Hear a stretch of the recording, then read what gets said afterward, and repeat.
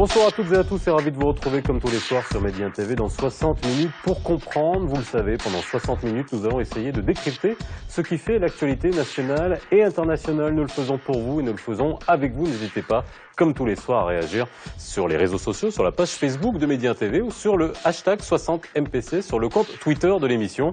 Vos questions et vos réactions nous permettront d'alimenter notre discussion de ce soir avec les invités qui ont accepté d'être avec nous. Mohamed Lotfi Mrini, vous êtes secrétaire général du ministère de la Culture. Merci d'avoir répondu à notre invitation. Abdelkader Retnani, vous êtes directeur des maisons d'édition DIF et la Croisée des Chemins et vous êtes président de l'Union des éditeurs marocains. Merci d'être avec nous ce soir. Bonsoir. Aziz Alami, directeur de l'OFEC, l'Office des foires et des expositions de Casablanca. Et enfin, Rachid Khalez, vous êtes cofondateur de Virgule Édition, président de l'association culturelle Medculture et vous êtes écrivain d'expression française. Depuis vendredi dernier, le Salon international du livre et de l'édition, le Ciel, a ouvert ses portes à Casablanca. Cette année, ce sont les Émirats arabes unis qui sont à l'honneur. Exposants, libraires, auteurs vont se succéder durant une semaine entièrement dédiée au livre. L'occasion pour nous de nous arrêter sur le marché du livre au Maroc, des politiques culturelles engagées pour la promotion de la littérature et aussi les initiatives lancées pour encourager l'accès à la lecture. Ciel 2016. Quelle place pour le livre au Maroc? Ça sera le titre de l'émission de ce soir. Bien messieurs, alors on va essayer de comprendre, comme d'habitude, ce qui se trame derrière l'industrie du livre marocain, mais surtout à l'occasion du Ciel, qui est quand même le grand messe du livre au Maroc. Le coup d'envoi a été lancé vendredi dernier, de ce salon international de l'édition et du livre. Qu'est-ce qu'il représente, ce salon, dans le temps culturel marocain? Est-ce qu'il a su prendre sa place aujourd'hui comme étant vraiment un tournant, enfin une étape essentielle pour l'industrie du livre? Absolument. Le salon est à sa 22e édition, donc il est bien installé dans le paysage et je pense que pour le Maroc, c'est un moment important de la vie culturelle qui permet le rayonnement de la culture et c'est un moment de partage où les éditeurs, les auteurs, le grand public est présent pour célébrer le livre. Depuis 22 ans maintenant, le ministère de la Culture, en étroite collaboration avec ses partenaires, l'Union des éditeurs marocains, l'Office des foires et des expositions, avec d'autres partenaires institutionnels, les associations, organisent de façon régulière et avec l'accumulation de l'expérience et de nouveautés chaque année à ce rendez-vous qui est incontournable pour des centaines de milliers de visiteurs. Donc pour nous, c'est un moment important de la vie culturelle du pays, après avoir engrangé cette année une rentrée littéraire. Le Salon du Livre s'impose parmi d'autres salons du livre du monde en tant que, je fais partie, disons, du top 10 mondial quand même. C'est non seulement un moment important, mais une manifestation de grande envergure. Abdelkader Retnani, vous êtes, excusez-moi d'utiliser les termes, vous êtes un vieux de la vieille dans l'édition.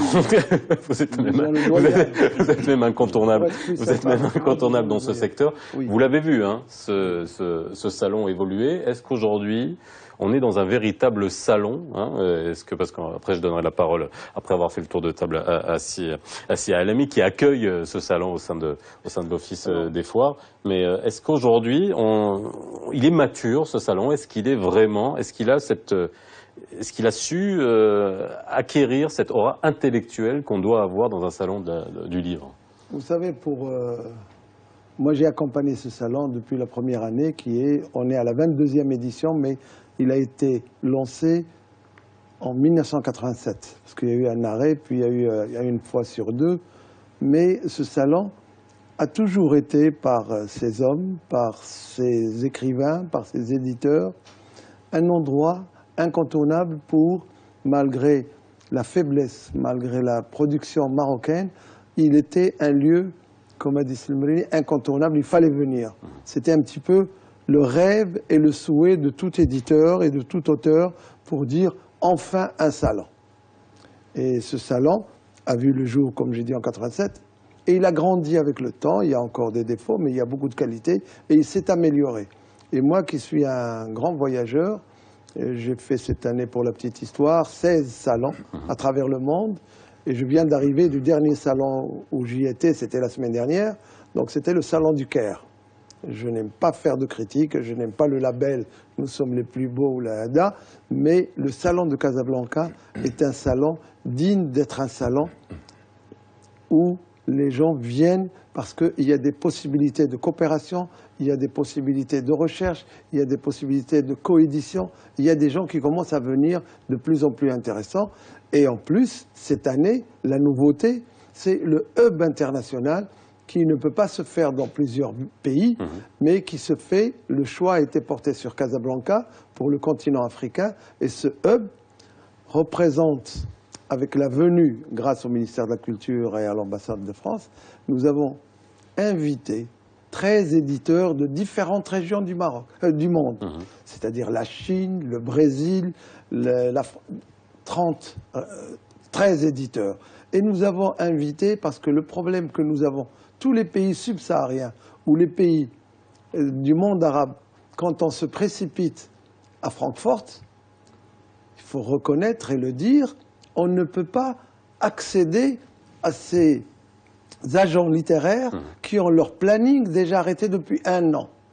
Le but de cette opération que nous avons lancée, comme je l'ai dit, grâce au ministère et à l'ambassade, c'est de faire venir 10 agents littéraires, parmi les plus importants. C'est eux qui régissent, ils sont sur tous les continents, les 5 continents. Et ils sont venus exceptionnellement pendant 2 jours et demi.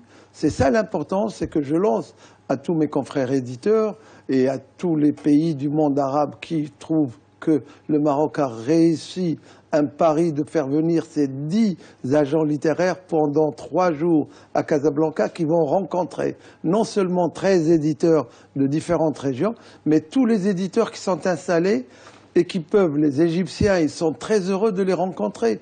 Et ils vont se rencontrer grâce à l'initiative marocaine. Alors on y reviendra parce que bon, on va parler du business du livre, mais il y a le côté business, il y a le côté culturel, il y a le côté rayonnement aussi au niveau de la politique. Vous êtes jeune éditeur, Rachid Akhalès. C'est important aussi d'être, bon c'est une question un peu bateau que je vais vous poser, vous allez me dire bien sûr que c'est important, mais de manière effective, lorsque vous devez rentrer en contact avec soit des agents littéraires qui parcourent le monde, est-ce qu'on sent qu'il y a une chance de faire rayonner le livre marocain ? Alors moi au préalable, j'aimerais bien dire que tenir un salon de cette envergure est une excellente chose en soi. Cela permet évidemment des rencontres, la proximité des personnes intéressées, que ce soit des professionnels ou des visiteurs, d'être dans le voisinage du livre, de la culture de façon générale, et puis d'en profiter parce qu'au final... c'est une manière aussi de réformer l'homme marocain, son esprit, et en soi, c'est une excellente chose. Alors, pour des éditeurs jeunes comme la maison d'édition que je représente, mais on n'est pas les seuls, évidemment. Il y a un petit groupe d'éditeurs qui naissent depuis 1 an et demi, 2 ans, et qui, aujourd'hui, veulent se retrouver dans cette galerie des éditeurs chevronnés, qui sont installés légitimement parce que ce sont des éditeurs historiques.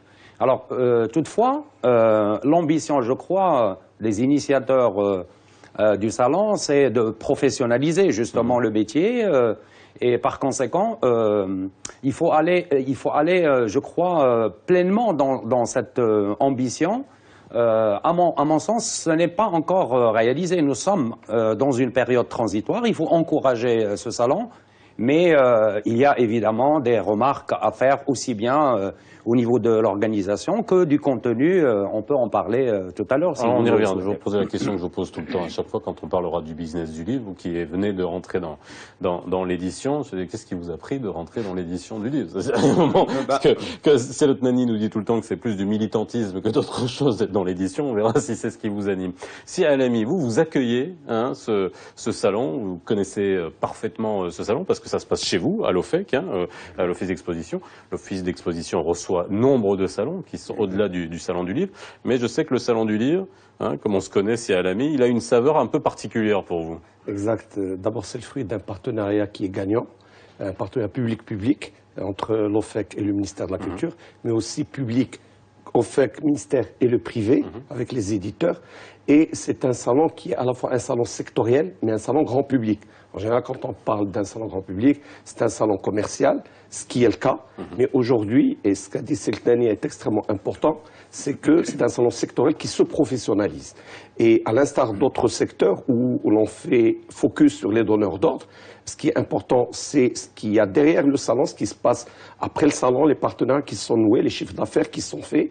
À ce niveau-là, l'initiative qui a été prise cette année de professionnaliser et d'aller vers un côté professionnel de rencontres B2B est extrêmement important pour se professionnaliser. Et je crois que c'est ce qui fera de ce salon, pour moi, le premier salon, c'est l'objectif, premier salon africain. Je pense qu'il l'est déjà de par sa nature, sa beauté, la manière dont il est organisé, même s'il y a encore des choses à améliorer. Mais je pense qu'il se positionne déjà en tant que leader sur l'Afrique. Je pense que ce qui manquait, c'était ce côté professionnel business. Et je crois qu'aujourd'hui, c'est une étape, c'est une marche qui est franchie, c'est un palier qui est franchi, qu'il faut évidemment développer. Il faut qu'il y ait l'offre derrière, il faut qu'il y ait l'adhésion, il faut qu'il y ait le savoir-faire, parce qu'on n'attaque pas des marchés internationaux comme ça. Et je pense que la volonté est là. Et pour moi, c'est quelque chose qui aujourd'hui est important. Et ça va aussi concrétiser le fait que le Maroc continue, même dans ce domaine, à jouer son rôle de hub de triangulaire entre les pays du Moyen-Orient et l'Afrique, l'Europe et l'Afrique et l'Europe, etc. Je crois que ça, c'est quelque chose d'extrêmement important. Il y a un dernier volet qui ressort et qu'on oublie souvent, qui est généré par ce salon, mais par d'autres salons, ne serait-ce qu'à voir le nombre d'étrangers qui viennent, que ce soit en tant qu'exposants, en tant que visiteurs, c'est le développement du tourisme d'affaires. Ce qu'il représente comme activité économique pour la ville, pour le pays, dans le cadre du tourisme d'affaires. C'est des milliers de nuitées pour Casablanca, c'est des billets d'avion, c'est des repas de restauration, c'est du transport. Et en général, dans le secteur, nous, des foires, cette activité-là qui est générée en marche, c'est le 2/3 de la valeur ajoutée d'un salon. Alors ça représente combien? Alors bon, on est à la 22e édition, mais là on n'est pas en train de parler vous êtes en train de parler de ce qu'on veut faire de ce salon. On est quand même à la 22e édition. Voilà. C'est juste pour que les gens qui nous regardent aient une idée sur les chiffres en termes de fréquentation, en termes de retombées. On sait ce que ça a donné sur les éditions précédentes. Ensuite, je vous poserai la question au ministère de la Culture de comment vous utilisez ce salon. On sait très bien, on a traité sur ce plateau à plusieurs sujets avec le ministère de l'Éducation. Les maux dont souffre l'éducation. D'ailleurs, j'ai des réactions de téléspectateurs aujourd'hui. Comment vous l'utilisez? Mais en termes de fréquentation, en termes de retombées, qu'est-ce que ça représente? Alors, aujourd'hui, pour nous, c'est l'un des salons les plus fréquentés. C'est un salon avec des centaines de milliers de visiteurs. Alors, chiffre exact, il n'y a jamais eu de comptage exact du nombre de visiteurs, mais on tourne au-delà des 200 000, voire 300 000 selon les éditions. Cette année, c'est une première là aussi technique. Et il y a un comptage avec une certification des chiffres, c'est-à-dire avec des portiques, avec des billets à code barre, etc. Et je pense que c'est important qu'on sache exactement sur ce salon, dès lors où il se professionnalise, combien nous avons de visiteurs sur toute la durée. Je crois que ça, c'est important. La 22e édition, oui, ça veut dire que c'est une marque. Aujourd'hui, un salon est mature au-delà de 10 ans d'existence, de 15 ans d'existence. Il devient visible à l'international et c'est le cas. Et évidemment, à nous de mettre en place les mécanismes pour l'améliorer. Alors, je vais demander au ministère de la Culture, c'est Mélanie. Je vais juste vous lire un tweet d'une téléspectatrice qui nous dit « Le désamour des Marocains pour la lecture est dû… » Alors, on va en parler, bien sûr, parce que je sais, c'est Seltani, ça c'est un vaste sujet. Le désamour des Marocains… Je ne reviendrai pas sur le chiffre des 2 minutes, ne vous inquiétez pas, je vais pas vous énerver. Le désamour des Marocains pour la lecture est dû primo au système d'éducation, c'est ce que je dis. Secondo, les nouveaux ouvrages dont les médias se font l'écho et qui doivent normalement être lus par les jeunes sont très chers dans un pays où la capacité d'achat d'un jeune est trop faible. On va y revenir, mais le salon, est-ce que vous l'utilisez aujourd'hui, vous, ministère de la Culture, pour en faire un catalyseur pour mettre un peu de pression aussi au niveau de l'éducation nationale? Absolument. Le salon est un élément structurant de la politique publique du ministère. D'abord, il faut reconnaître qu'un salon du livre est reconnu par le nombre d'exposants, le nombre de visiteurs et son chiffre d'affaires. On est plus ou moins aux alentours de 300 000 visiteurs, ce qui met le salon du livre de Casablanca parmi les plus visités au monde. Le nombre d'exposants est à l'approche de 700, bonne année, mal année. Enfin, le chiffre d'affaires, on est en train de rajouter un élément au niveau du règlement du salon pour que les maisons d'édition qui sont présentes, les exposants, soient obligés de déclarer les chiffres d'affaires quotidiens qu'ils réalisent au niveau du salon. Petit détail, Selet Nani, c'est vrai que ça, on n'arrivait pas à avoir ce chiffre-là. Lorsqu'on avait fait l'émission sur la rentrée littéraire en décembre, on n'arrivait pas à avoir ce chiffre-là. Il y a une approximation. Il y a 3 catégories.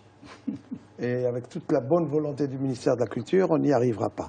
Vous avez les éditeurs marocains, à qui vous allez demander ça, qui vont faire un effort pour le faire, et ils le feront. Mais vous avez les éditeurs qui viennent du monde arabe, c'est-à-dire, et je parle en particulier, qui, pour la petite histoire, il y a eu plus de 145 demandes au ministère de la Culture pour les Égyptiens. Les Égyptiens, ce salon, ils raffolent pour venir ici. Et s'ils raffolent, nous avons un beau pays, c'est certain, mais ils raffolent parce qu'ils font du chiffre.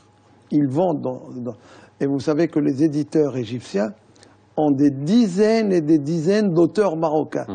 Et qu'ils arrivent avec des livres à 35 dirhams, toujours en arabe. Vous avez les Libanais qui viennent, et vous avez les pays, l'Arabie Saoudite et tout, mais moi je parle au niveau des 2 pays les plus forts sur le plan littéraire, pas sur le... Donc Liban et Égypte, c'est eux qui dominent au niveau que du salon. Les messages des autres pays ne sont pas importants, ils viennent, ils donnent des livres gratuits, je n'ai pas besoin de citer, mais les 2 pays les plus littéraires, bien sûr, il y avait la Syrie aussi, il y a la Tunisie... Ils donnent des livres gratuitement ? Oui, on donne des livres gratuitement. De moins en moins, mais ça continue toujours dans des salons. Certains pays offrent des livres, ils ont les moyens, ils le font. L'essentiel, pour moi, je regarde sur le côté littéraire. Donc le salon du livre est, pour nous, éditeurs marocains, il se faut et on se doit d'être présent au salon avec toutes les nouvelles, avec les nouveautés et avec la certitude que nous allons recevoir dans les... Moi, je dis que les rentrées sont beaucoup plus importantes. Parce que moi, c'est pas un salon d'1 semaine, c'est un salon de 10 jours. Et je passe les 10 jours et je vois le vendredi, samedi, dimanche. En week-end, oui. C'est... Vous m'avez fait une réponse de Normand, hein. C'est-à-dire qu'en gros, le chiffre d'affaires des éditeurs sur le camp, on ne pourra pas l'avoir. Parce que c'est quand même un indicateur qui est important pour voir aussi la force du salon. On peut en faire des approximations avec l'OFEC, parce que les chiffres dont on dispose, c'est le tonnage des livres rentrants, et à la fin du salon, on a le tonnage des livres sortants. C'est-à-dire, entre-temps, il y a eu X... c'est inventaire à l'entrée, inventaire à la sortie. Alors, avec ça, on peut avoir un prix unitaire moyen, et on peut avoir une approximation grossière, mais elle est, je pense, significative à cet égard-là. C'est pas 20 millions de dirhams et plus, 200 millions de dirhams et plus. Donc, et pour preuve, bon nombre d'éditeurs et de libraires demandent constamment au ministère de prolonger encore la durée du salon, alors que je pense que c'est le salon qui se tient sur 10 jours. Généralement, c'est entre 4 jours, 7 jours maximum. Sauf les pays arabes. Alors nous, il y a une demande très pressante pour le prolonger même pendant 1 mois, parce que c'est là où il y a un bon chiffre d'affaires qui est réalisé. Ceci dit, je pense que c'est un point positif, c'est un salon commercial également. C'est un lieu de business, c'est un lieu de rayonnement culturel, de rencontre, de partage, où les gens sont en rapport avec la culture, avec les auteurs, voient les nouveautés, etc. Mais pour les maisons d'édition également, c'est une opportunité d'affaires. Justement, je voudrais poser une question.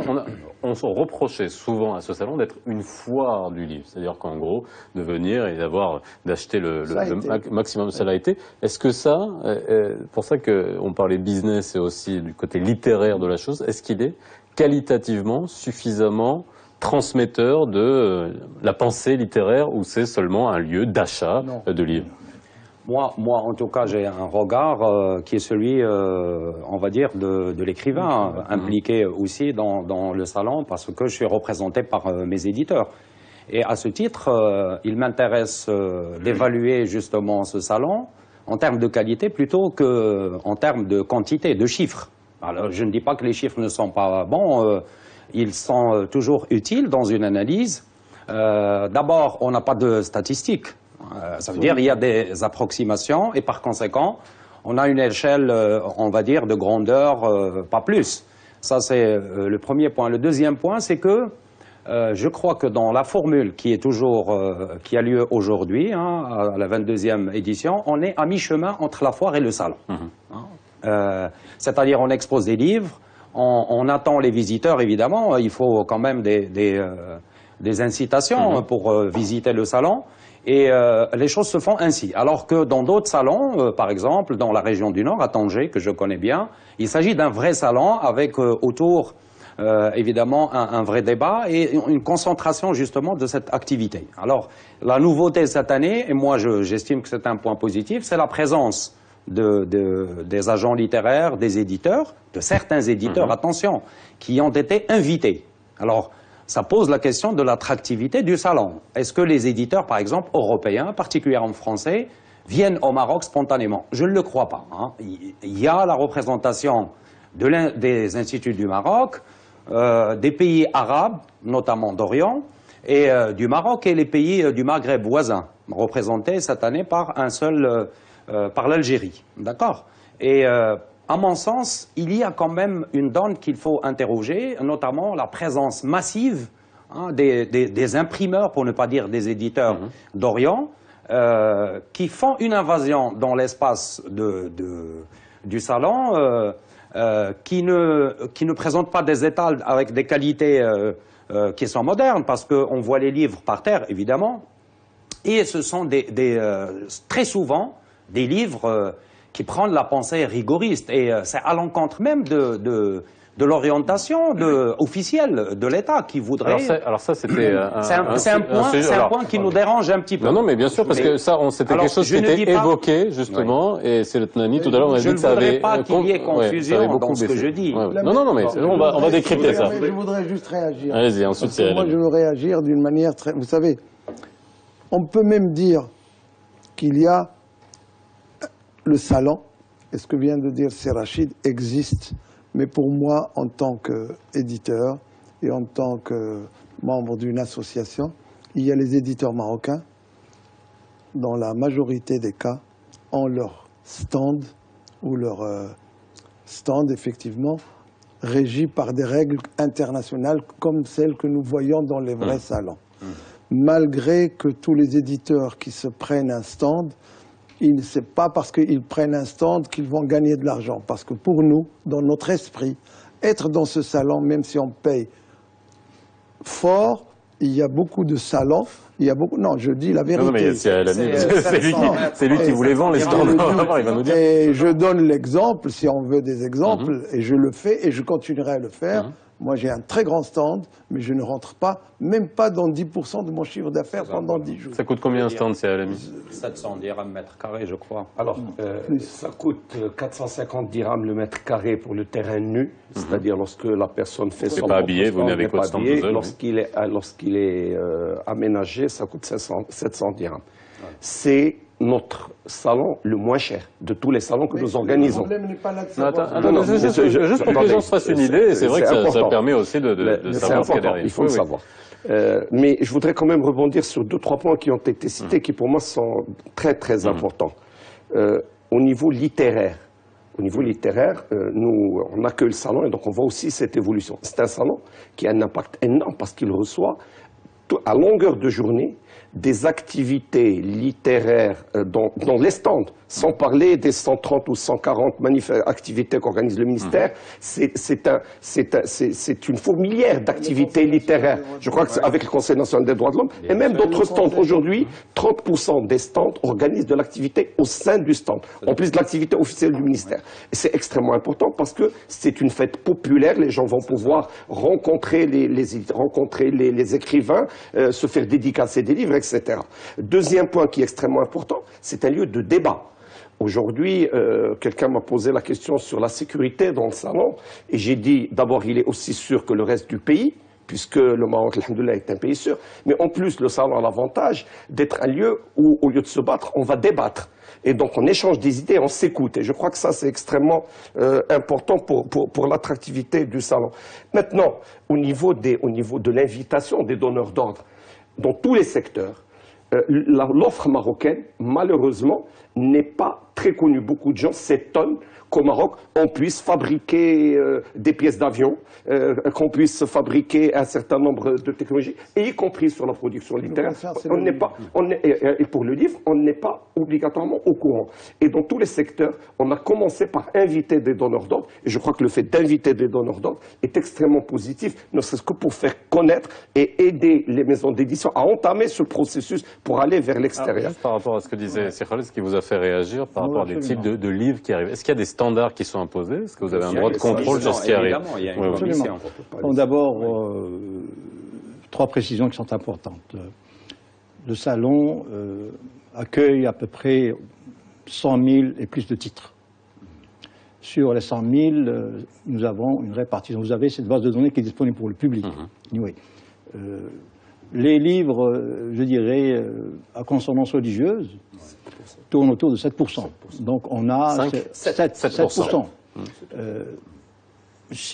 Dans un pays où l'État est musulman, de par sa constitution ou de l'importance de la religion, je pense que c'est une moyenne qui est tout à fait honorable et recevable.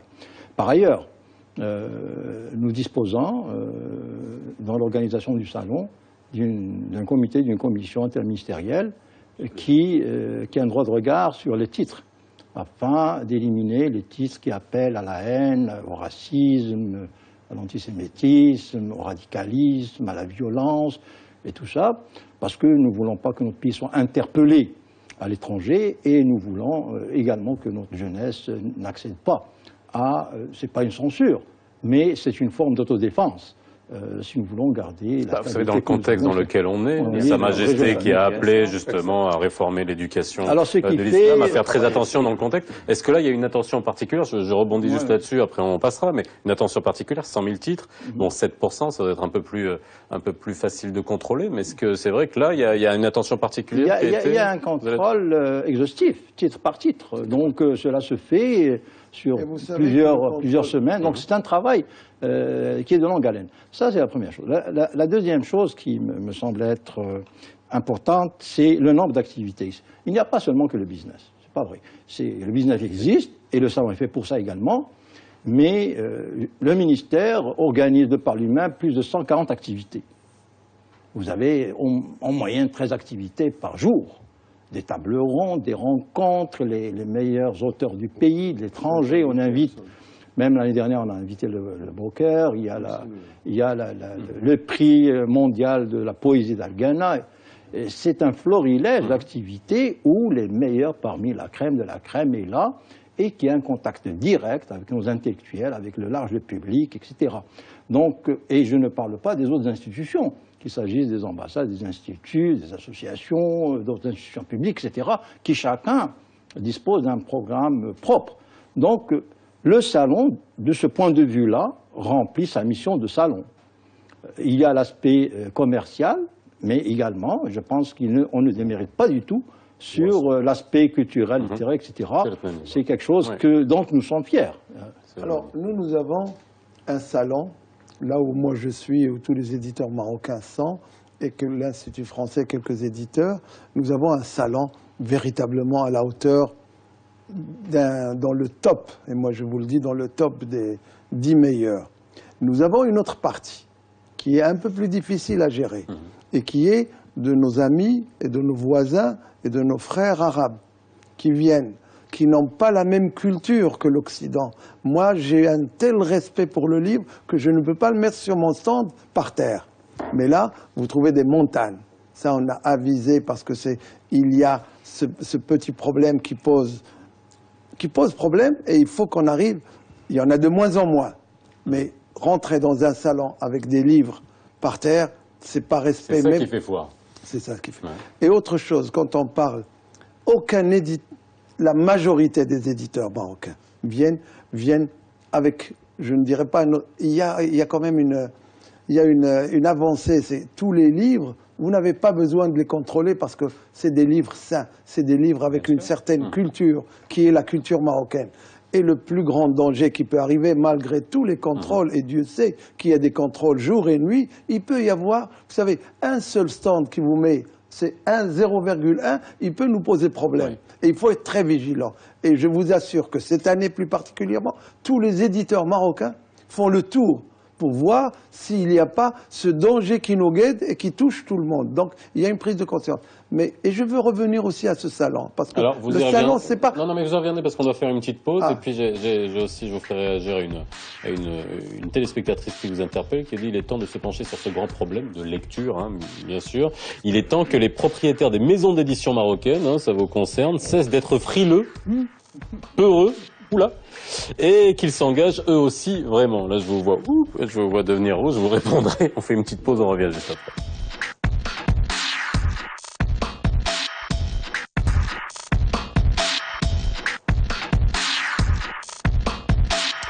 La place du livre au Maroc, on parle du Ciel 2016, le salon international de l'édition et du livre. Alors, je vais juste vous faire réagir, hein, parce que c'est vrai qu'on a bien vu où se situait le salon aujourd'hui, l'évolution qu'il a empruntée, la fréquentation qui montre que finalement les gens ont envie de voir des livres. Je vous demanderai tout à l'heure s'il faut pas, on le disait hors antenne, s'il ne faut pas une exposition permanente, parce que c'est vrai que le manque de librairies, on les chiffres, on est à une librairie pour 250 000 habitants, alors que l'UNESCO préconise une pour 25 000, c'est vrai qu'on a très peu d'expositions à l'objet livre, hein, justement. Mais je vous fais réagir par rapport à cette téléspectatrice qui dit que les maisons d'édition marocaines sont frileuses ou peureuses. Vous sentez vraiment ?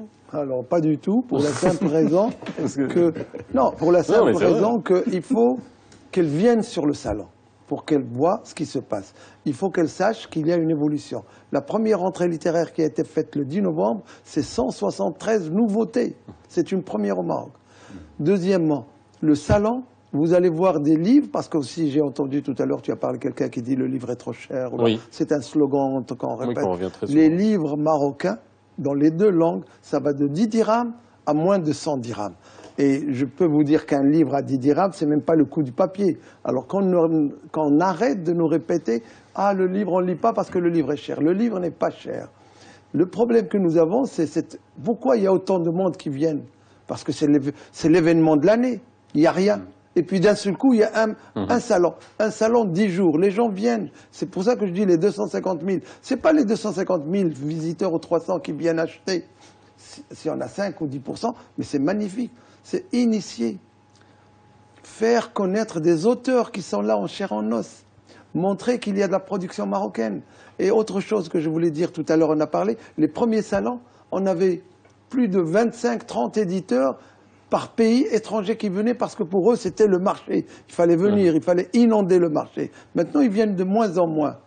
Et pourquoi on a lancé cette idée d'un hub et une session de droit? Parce que le livre marocain, il commence à se mettre debout pour qu'il puisse être aussi, et il a cette valeur, d'être exporté à l'étranger à travers ces auteurs qui sont dynamiques. Mais il nous manque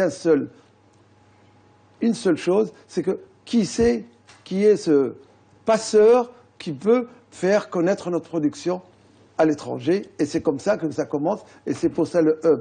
Mais le salon est incontournable il y a beaucoup de choses à faire, il y a des améliorations. On ne dit pas qu'on est les plus beaux et tout. Il y a une partie qui est magnifique dans ce salon, et il y a une partie qui est un petit peu orientale. Voilà. Bon, sans ambiguïté. Oui, bien sûr. J'adhère à ce que dit M. Retnani. C'est vrai, il y a des petites remarques à faire, notamment sur l'infrastructure. Moi, je fais référence je fais référence directe à ce qui manque, notamment un travail sur les structures d'accueil, le parking par exemple.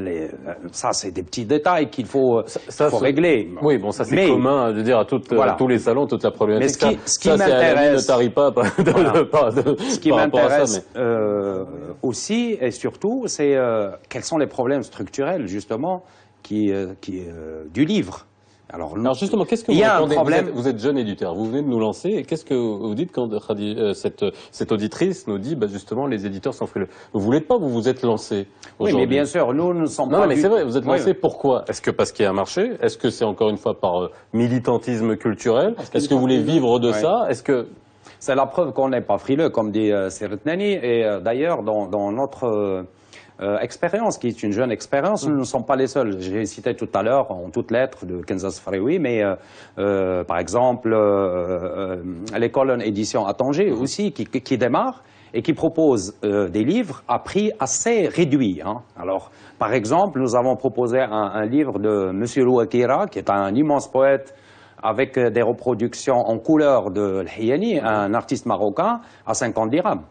Ça n'existe nulle part, ce prix-là. Monsieur Retnani pourra confirmer. Donc c'est la preuve qu'on n'est pas du tout frileux, au contraire. Et dans notre travail, nous avons l'ambition de faire un travail qui réhabilite les auteurs, notamment de l'ancienne génération. Nous allons publier un livre de Abdelaziz Mansouri, qui est un poète majeur de la génération Soufle, mais que personne ne connaît.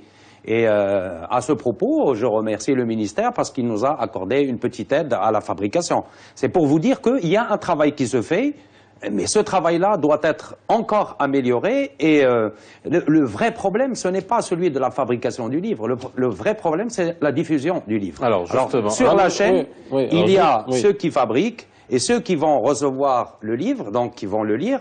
Mais au milieu, il y a un hiatus, il y a un problème. C'est là où réside le problème. Alors, justement, j'ai encore un téléspectateur qui nous dit les sensibilisations occasionnelles, comme le ciel, ne font qu'entériner la place marginale du livre. Le livre doit être promu en permanence. Parce que là, vous me disiez, il manque un maillon de la chaîne. C'est là. On connaît vos moyens au ministère de la Culture. Vous êtes le parent pauvre du budget global. Comment, moi je me mets à votre place, Monsieur Sbihi était là la dernière fois, mais comment vous faites pour pouvoir soutenir? Est-ce qu'on a intégré l'importance de, alors je ne dis pas la culture dans son ensemble, mais au moins du livre qui est un maillon essentiel dans l'éducation? Absolument. Depuis 2013-2014, nous avons lancé une nouvelle politique publique de soutien au livre. C'est la première fois qu'au Maroc, il y a une vision, je dirais économique, qui s'intéresse à l'ensemble de la création de valeur. Pour chaque chaînon, on a identifié les points faibles et on a décidé, autant pour la production que pour la diffusion, que pour la vente, de soutenir et les éditeurs et les libraires. Et bien sûr, à travers eux, les auteurs. C'est une nouvelle politique qui a permis, grâce à des domaines ciblés, ça commence par les résidences d'auteurs, par la production du livre lui-même et par la participation à des salons. Nous avons 22 salons au monde que nous finançons, que ça va jusqu'à la promotion des revues électroniques et sur papier, et même à l'aide à l'investissement pour la création de librairies. Donc, et maintenant, avec le hub, on s'intéresse à l'export. Donc, si vous voulez, toute la chaîne a été considérée. Il y a un budget qui a été mobilisé de 10 millions de dirhams. Et chaque année, nous soutenons directement à peu près 350 livres sur les 2000 qui sont produits, ce qui n'est pas négligeable. Maintenant, nous avons deux objectifs. Un, c'est habiliter et consolider les entreprises d'édition. C'est important pour qu'elles puissent se professionnaliser. On voudrait qu'avant que le livre ne sorte, qu'il soit lu, validé par des comités, corrigé avec une belle charte graphique et offert au public dans un circuit qui lui permet de circuler. Avec ça, nous avons, cette année, nous avons 2 sessions pour ces appels à projets. La session de 2016, la première session, vient d'être clôturée la semaine dernière et la Commission a décidé d'octroyer 90% de l'enveloppe budgétaire annuelle, chose qui nous a réjouis parce que nous allons avoir une rallonge pour monter ce soutien de 10 millions de dirhams par an à 15 millions à partir de 2016, ce qui est important. Maintenant, pour répondre à l'interrogation et au souci, pour ce qui est du lectorat, le ministère offre également un soutien pour la sensibilisation à la lecture, pour les associations, pour les libraires. Si vous voulez faire signer votre livre et faire le tour des facultés et des villes, vous avez un soutien direct. En matière de bibliothèques, nous avons aujourd'hui au Maroc quelques centaines de bibliothèques avec plus d'1,3 million de livres et quelques 800 à 900 000 personnes qui viennent dans les bibliothèques publiques. Je parle de bibliothèques publiques, 350 librairies dans tout le pays. La situation n'est pas catastrophique. C'est-à-dire que si vous considérez le nombre, la portion importante d'analphabètes dans le pays, que nous sommes plutôt un pays d'oralité, que notre rapport au livre est problématique, qu'en amont, les enfants n'apprennent pas la routine, etc. Les efforts qui sont aujourd'hui menés par le ministère de la Culture, je pense qu'ils ont sensiblement amélioré l'environnement de travail et de production des maisons d'édition et des libraires. Alors, il faut qu'il y ait un deuxième ministère qui doit jouer le jeu et qui ne joue pas le jeu, c'est le ministère de l'Éducation nationale. Ah bah ça, on est d'accord. Juste faire réagir, c'est à l'ami, bien sûr. Après, comment, au sein du ministère de l'Éducation, je sais qu'il y a beaucoup de propositions qui peuvent être faites pour imposer des livres à lire. Alors, c'est à l'ami. Non, mais après, je reviens là-dessus. C'est à l'ami, vous voulez réagir. Oui, je voudrais réagir sur 2 points. Le premier, c'est concernant les infrastructures. Ouais. Sur les infrastructures, effectivement, nous avons des infrastructures anciennes qui datent de 1953 et qui, aujourd'hui, qui sont quand même patrimoine et qui sont très belles, et beaucoup d'exposants viennent et adorent exposer sous cette coupole. Maintenant, elle n'offre pas tous les aspects techniques modernes, et je pense aujourd'hui, il est acquis que dans le cadre du développement... C'est une coupole en portance, il n'y a pas de pilier. Il n'y a pas de pilier, c'est 2 hectares sans aucun pilier intermédiaire. Donc, et aujourd'hui, dans le cadre du plan de développement de Casablanca, qui a été présenté à Sa Majesté, il y a le projet d'un grand parc d'exposition. Je voudrais, et aujourd'hui, nous faisons des prouesses énormes pour faire les rendus que nous faisons avec les moyens techniques dont nous disposons.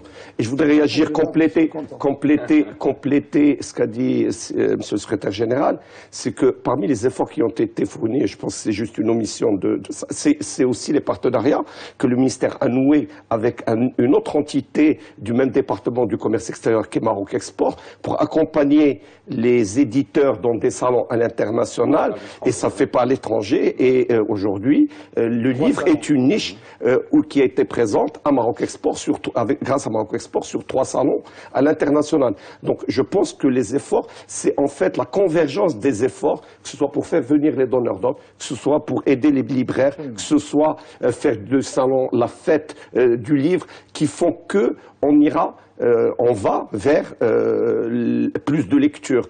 Même si aujourd'hui il y a un autre moyen de lecture, c'est évidemment les nouvelles technologies qui restent quand même un autre moyen de lecture. On va y arriver, mais ça, je rebondis sur tout ce qui a été dit.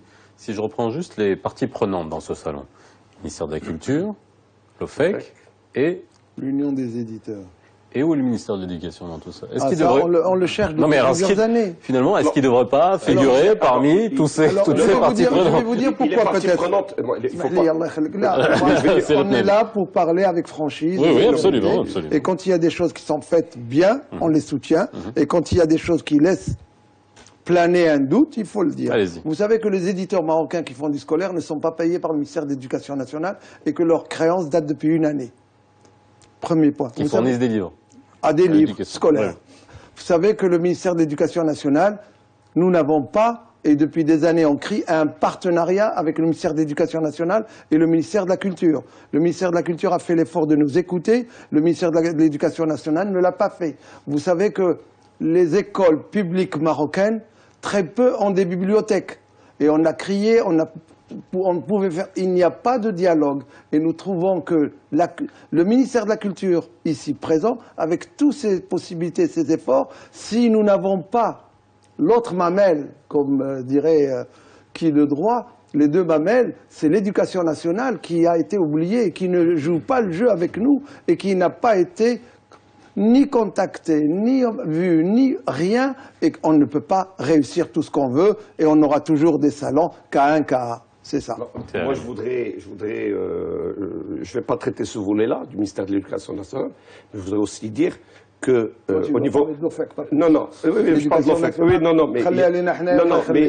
au niveau de l'Éducation nationale, il y a un travail qui est fait sur la mobilisation des écoles pour venir. Et on est arrivé avec la délégation de l'Éducation nationale à faire un planning de visite. C'est quand même important qu'on puisse ne pas recevoir tous les élèves de toutes les villes du Maroc au même moment. Donc on a pu établir avec les différentes délégations un planning de visite des écoles pour pouvoir les accueillir dans les mêmes conditions et les répartir tout au long des 10 jours et non pas avec un rush uniquement le samedi et le dimanche. Voilà ce que je voulais dire par rapport à l'intervention sur le visitorat de l'éducation nationale. Voilà. Alors, je m'arrêterai à ça. Je ne dépasserai pas mon soulevé tout à l'heure une question qui me semblait essentielle. Bon, on est passé très rapidement sur la question sans la traiter, c'est celle de la diffusion, parce que c'est extrêmement important entre l'éditeur et le récepteur de ce même livre. Ça, c'est un point essentiel. Bon, on l'a dit, le deuxième point qui me semble essentiel, de le deuxième point qui me semble essentiel, sur lequel on pourra revenir, c'est le rôle des médias aussi. C'est extrêmement important. Mais celui qui est quand même urgent, c'est la place du livre dans l'école publique marocaine. Ça, c'est une lacune, c'est même une erreur, on va dire, stratégique. Dans la mesure où ceux qui sont aujourd'hui programmés dans l'école publique ne dépassent pas les 2-3 auteurs. Ça, c'est la première chose. Deuxième constat, c'est que ceux qui sont représentés dans d'autres livres à différents niveaux sont plus ou moins coupés de leur contexte, récupérés et proposés en extrait. Ce qui n'est pas évidemment intéressant. Aujourd'hui, la jeunesse marocaine ne connaît pas ces auteurs. Et c'est une aberration. Alors aujourd'hui, est-ce qu'on peut proposer quelque chose de concret? Mais c'est très simple.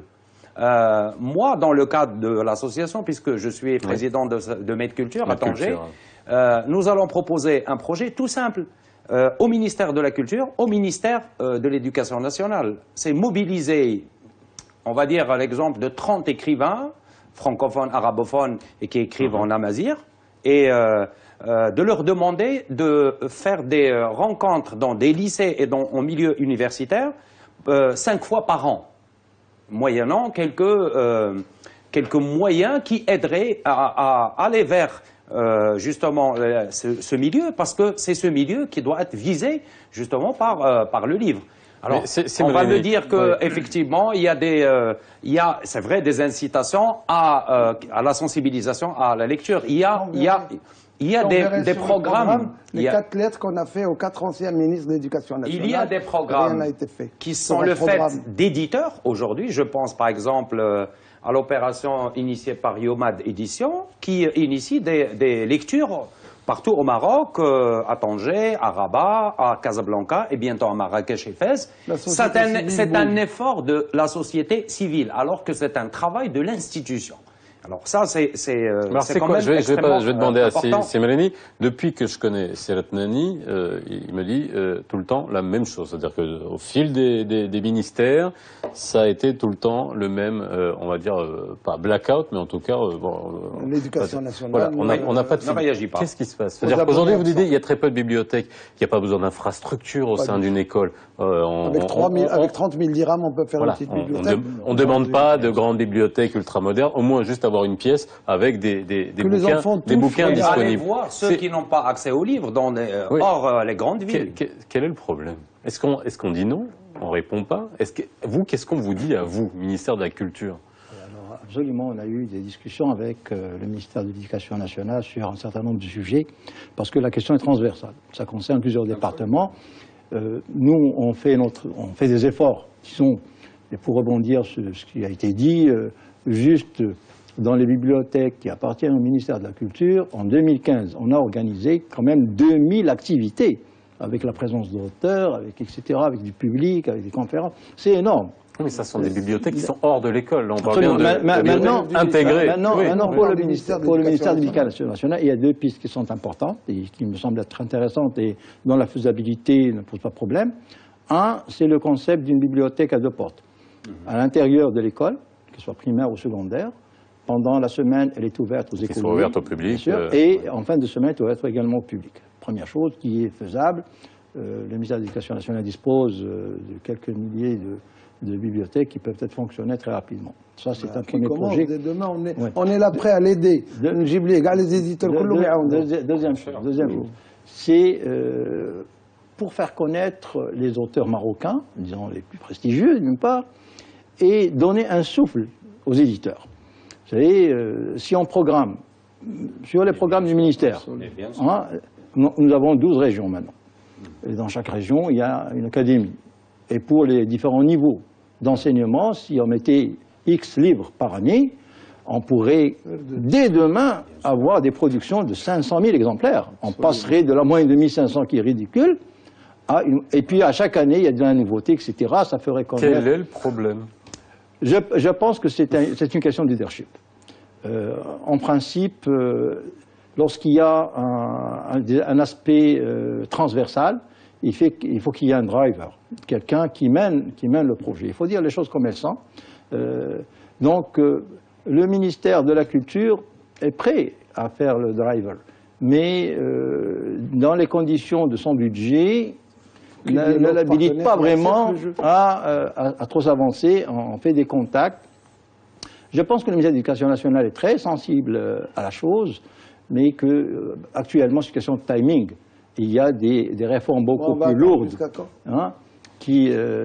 auxquelles il fait face. Ça, on en refera une autre avec le ministère de l'Éducation qui pourra nous répondre. Parce que, non mais c'est vrai, puisque c'est un problème qui dure depuis longtemps. Encore une fois, c'est pas le ministère c'est pas que le ministère d'aujourd'hui. Mais c'est quelque chose qui est sur les rails quand même. Est tellement simple. C'est-à-dire, nous ne demandons pas qu'il y ait que des auteurs marocains. Nous demandons qu'il y ait chaque année une commission du ministère de l'Éducation nationale qui désigne, qui fasse un jury pour accepter 2 auteurs, un arabophone et un francophone, dans nos écoles, 2 par an. Et un mazir, bien sûr, et 3. C'est-à-dire tous les ans, on ajoute ces gens-là et on a 2 auteurs. Comment voulez-vous que les gens qui viennent, il y a 80 000 enfants qui viennent à peu près dans le salon de Casablanca. Et quand je dis les 80 000, c'est-à-dire il y a de tous les âges. Je peux vous assurer que quand ils rentrent sur le stand, je pose la question. Moi, c'est une question que je pose depuis des années. Donnez-moi le nom d'un auteur marocain. Alors, il connaît un grand sportif, mais il ne connaît pas un auteur parce qu'on ne lui apprend pas. On ne l'éduque pas dans ce sens-là. Il ne connaît aucun auteur. Et c'est un drame que nous vivons. Si, juste parce que tout à l'heure on parlait de l'accès. Tout à l'heure je vous disais, est-ce qu'il ne faudrait pas un salon permanent? Parce qu'on manque finalement de surface d'exposition aux livres. Non mais peut-être pas au sein de l'OFEC, mais vous nous dites finalement la fréquentation est bonne quand les éditeurs aimeraient que ça dure beaucoup plus longtemps parce que ça vous fatigue. Ça vous fatigue, mais ça veut dire que ça fonctionne. Donc il y a quand même une équation là-dedans qui est, on va peut-être arrêter de dire que le Marocain n'aime pas le livre, mais au contraire qu'il a besoin justement qu'on lui donne accès au livre. Non, nous on n'est pas contre l'idée. Je pense que dans beaucoup de salons sectoriels, on arrive à intégrer la partie livre, mais sectorielle, parce qu'il y a aussi de la production technique sur certains secteurs. Maintenant, sur la partie infrastructure, oui, on serait heureux, et je pense que moi je me bats depuis un moment, et ça fait partie de notre stratégie, de la stratégie de développement du secteur initiée par le ministère, c'est d'avoir un parc d'exposition où on peut avoir à la fois une partie exposition offre permanente, offre Maroc, sur différents secteurs, mais aussi une infrastructure. Aujourd'hui, sur ce salon, nous refusons des demandes. Le ministère refuse des demandes. Sur d'autres salons, nous refusons des demandes. Aujourd'hui, nous sommes la première destination demandée pour les salons, mais par contre en infrastructure, Casablanca est la 7e destination en Afrique. Et nous avons besoin très rapidement d'infrastructures d'exposition, au moins de 60 à 80 000 mètres carrés, 60 000 mètres carrés supplémentaires. C'est une nécessité absolue. Je voudrais réagir tout simplement. L'idée d'avoir un salon pérenne n'est pas tenable. Cependant, le ministère organise des salons régionaux dans toutes les régions du Maroc, et c'est un véritable défi. Parce que porter la culture dans la proximité des gens, amener les éditeurs qui ne sont pas toujours preneurs, parce qu'il y a des frais, etc. Mais on les accompagne, ils suivent, ça nous fait grand plaisir. Parce que avoir chaque année, dans une région, dans une ville différente, une semaine ou 10 jours d'un salon du livre, qu'il soit Al-Khoumisset ou qu'il soit Zayou, etc., c'est porter la culture au plus proche dans les régions. Ça, c'est la première chose qui est importante. La deuxième, nous sommes en train d'initier des salons thématiques. Parce que le salon de Casablanca, c'est un salon généraliste. Et dans ce sens, nous avons déjà organisé la 2e édition du salon de l'enfant. Nous voulons, et c'est là l'initiative qui va être prise par le ministère, d'organiser des salons thématiques. pour la bande dessinée ou autre. On est en train de voir le format que cela pourrait prendre afin de permettre à ces niches de s'organiser, parce que parfois le public existe. Hein, les enfants, il y en a de 2 à 3 millions d'enfants qui sont preneurs, et c'est un public qui est avide, et c'est les lecteurs de demain. Quelqu'un qui n'a pas appris à lire avant 12 ans est très difficile. Alors, dernière question, parce qu'il nous reste quelques minutes. On parlait tout à l'heure de rayonnement. Vous avez notamment parlé de Maroc Export pour pouvoir exporter le livre aujourd'hui. Pour exporter le livre marocain, qu'il soit en arabe, en amazigh ou en français. Bon, en français, on peut exporter l'expression francophone, on voit où peut être le marché. Mais est-ce qu'il faut le traduire? Est-ce qu'on traduit? Est-ce que le livre marocain se traduit? Il commence à se traduire. Oui. Mais attendez, même là, c'est pas parce qu'on écrit en arabe qu'on va être acheté à Beyrouth, par exemple. Il faut qu'il y ait une certaine qualité littéraire.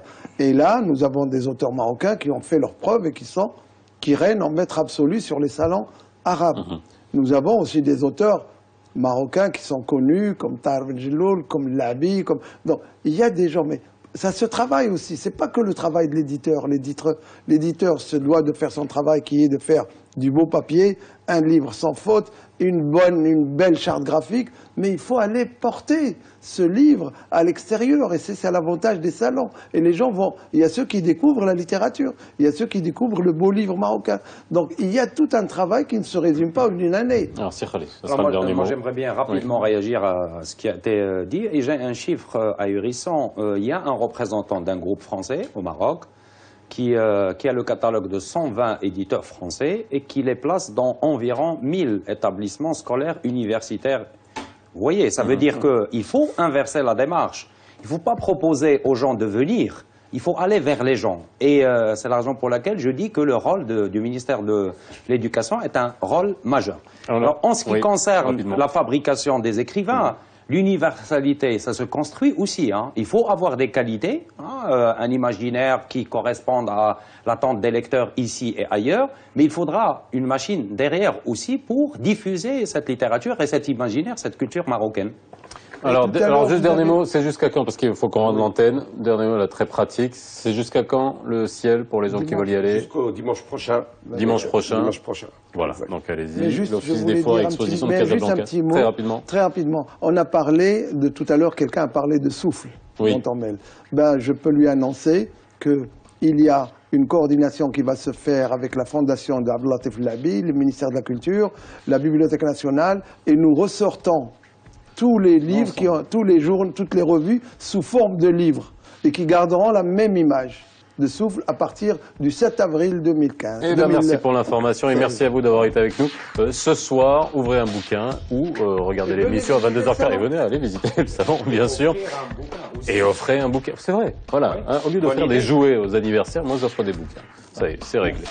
Et certains prennent ça mal. Mais non, mais il faut lutter. La rediffusion à 22h40. Excellente soirée sur Média TV. À demain.